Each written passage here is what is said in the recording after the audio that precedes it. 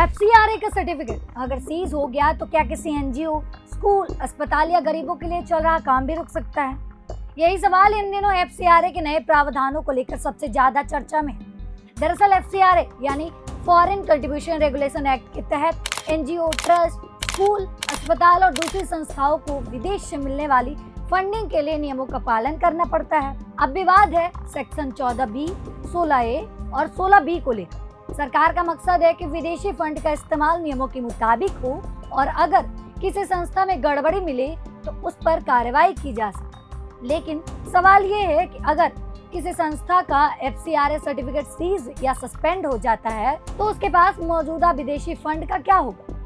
मान लीजिए कोई संस्था विदेशी सहायता से अस्पताल चला रही है, गरीबों की पढ़ाई करा रही है या किसी सामाजिक प्रोजेक्ट पर काम कर रही है, तो फंड रुकने का असर उसकी सेवाओं पर भी पड़ सकता है।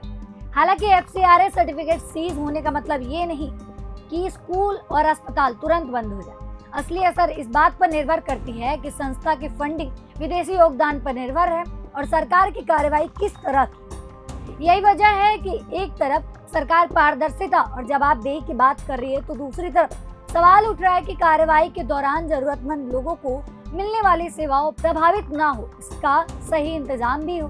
अब सबसे बड़ा सवाल यही है कि विदेशी फंड की निगरानी जरूरी है, लेकिन क्या ऐसी कार्रवाई का असर आम लोगों और जरूरतमंदों पर भी पड़ना चाहिए? आपकी राय क्या है? कमेंट बॉक्स खुला है और हमें कमेंट बॉक्स में अपनी राय जरूर बताइएगा। फिलहाल के लिए इस खबर में इतना ही। मिलते हैं किसी नए अपडेट के साथ। मेरा नाम सोनम है और आप देख रहे हैं प्रभात खबर। धन्यवाद। विश्वास वही, रफ्तार नहीं।